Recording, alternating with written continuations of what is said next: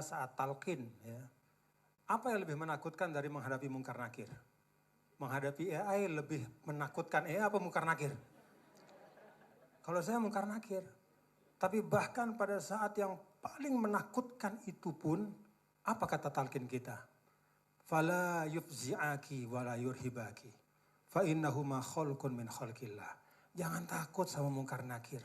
Jangan khawatir, dia makhluk Allah. Kullu ma siwallah makhluk, semua selain Allah itu makhluk, termasuk AI. Nah, ini kita mulai ya. Kalau kita sudah takut duluan itu semuanya susah. Tapi yuk, ini adalah makhluk Allah yang we have to deal with it. Kan kita harus ketemu sama dia nih. Nah, karena itu menurut saya supaya kita nggak takut. Ya. Sederhananya, pakai logika yang sangat sederhana, kalau kita menghadapi sesuatu dan ingin supaya kita tetap bukan mengalahkannya ya, tetapi tetap dalam posisi tidak tersubordinasi, maka kita harus melengkapi diri kita dengan apa yang dia tidak miliki. Itu sesederhana itu. 2 bulan yang lalu saya diundang menyampaikan kuliah umum di depan para mahasiswa pasca sarjana ilmu pendidikan di salah satu perguruan tinggi di luar Jawa. Pada saat sesi tanya jawab, itu temanya tentang AI. Semua pertanyaan mencerminkan kegelisahan. Kalau AI sudah bisa menjawab pertanyaan-pertanyaan, lalu kami ini calon guru ini gimana nanti? Kami ini posisi kami gimana? Maka saya katakan, persis seperti yang saya sampaikan sekarang, ya Anda harus lengkapi diri Anda dengan yang AI itu tidak mungkin memilikinya. Tadi sudah dijelaskan oleh Prof. Quraisy. Kalau dalam bahasa saya spirituality. Ya. Jadi kembali saja kepada yang diajarkan oleh ulama-ulama dulu. Jadi kalau Anda mau jadi guru, Anda tidak hanya harus membaca teori pendidikan yang paling update, membaca referensi tentang beragam ilmu yang Anda perlukan untuk mengajar, tapi Anda harus memperkuat ruhaniyah Anda. Puasa Senin Kemisnya harus kuat.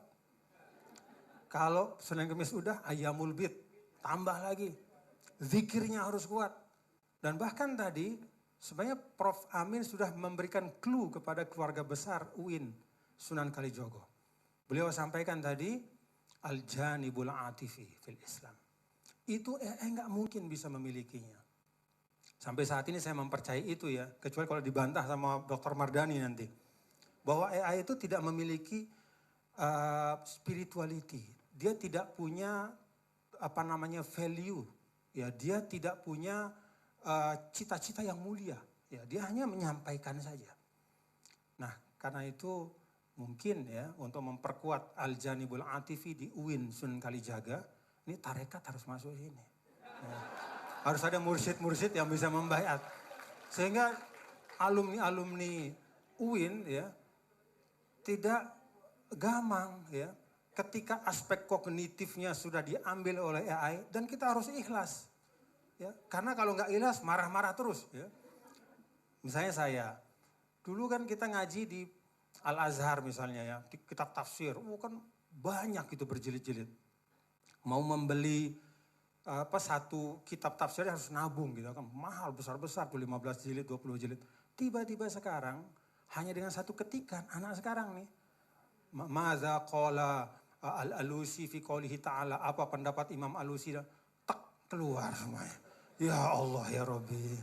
Bertahun-tahun kalau kita berhenti di aspek kognitif, kita semua ini termasuk Anda ini akan patah hati, akan mempertanyakan saya bisa apa nanti.